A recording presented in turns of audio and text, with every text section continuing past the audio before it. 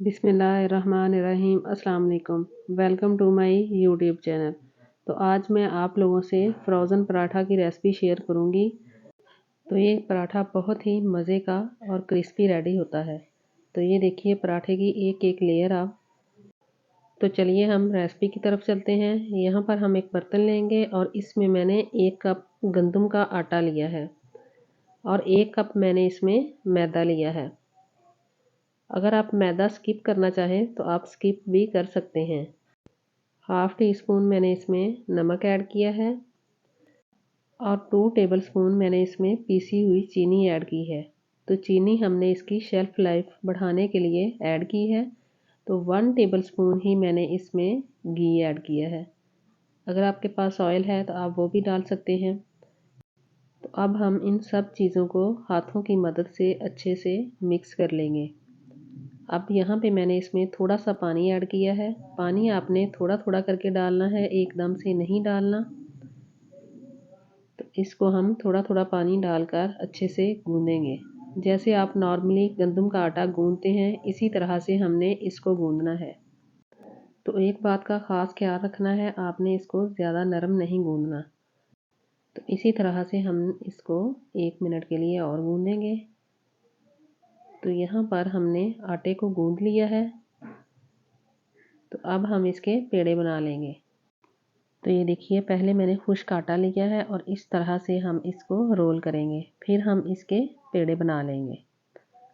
तो ये देखिए ऐसे मैंने इसके पेड़े बना लेने हैं और पेड़े बनाने के बाद फिर हम इसको चकले बेलने की मदद से बेल लेंगे। तो ये देखिए यहाँ पे मैंने एक पेड़ा लिया है। पहले हम इसके ऊपर थोड़ा सा खुश्क आटा लगाएंगे ताकि ये बेलने के साथ चिपके ना।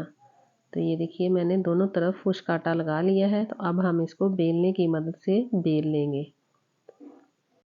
तो यहाँ पे हमने बेलने से बेल लिया है। तो अब मैं इसके ऊपर चम्मच की मदद से इसके ऊपर घी लगाऊंगी। इस तरह से आपने घी लगा देना है ऊपर।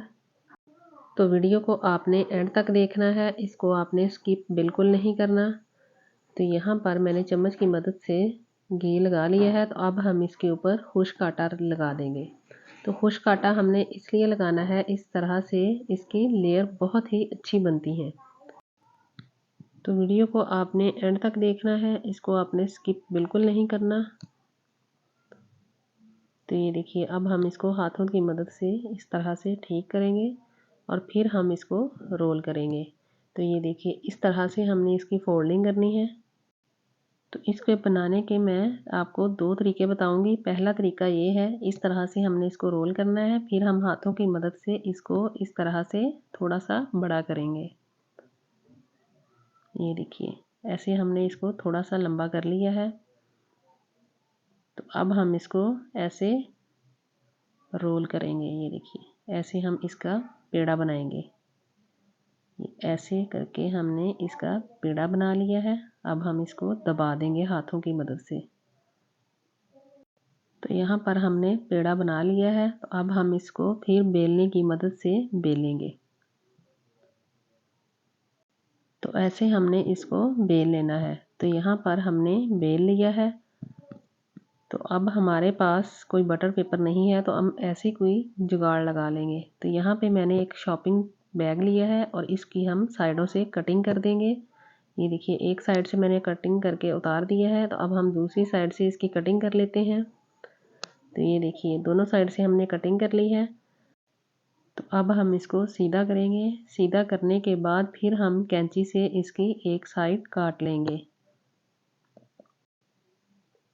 तो यहाँ पर हमने इसकी एक साइड को काट लिया है। तो ये देखिए एक साइड से हमने काट लिया है, दूसरी साइड से हम नहीं काटेंगे। तो ये हमने इसलिए काटा है क्योंकि हमने जो पराठे बनाने हैं इस तरह से हम इसके ऊपर रखेंगे। रखने के बाद फिर हम दूसरा साइड इसके ऊपर रख देंगे। फिर हम दूसरा पराठा बनाएंगे तो वो भी हम इसके ऊपर रख के फिर हम इसको फ्रीज़ कर सकते हैं। तो इधर हमारा तवा गर्म हो गया था। तो हमने जो पराठा बेल के रखा था वो मैंने इस तवे के ऊपर डाल दिया है। तो अब मैं चम्मच के साथ इसकी साइडों पे घी लगाऊंगी। तो ये पराठा हमने लो टू मीडियम फ्लेम पर पकाना है, इसको हाई फ्लेम पर आपने बिल्कुल नहीं पकाना। तो यहाँ पर अब हम इसकी साइड चेंज कर देंगे।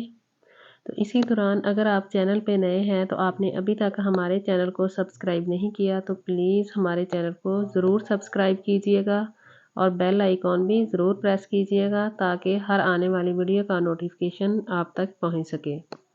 तो इसको आप बनाकर तकरीबन 20 दिन तक रमज़ान में आप इसको फ्रीज़ कर सकते हैं और सुबह सहरी टाइम आप इसको बआसानी पका कर खा सकते हैं।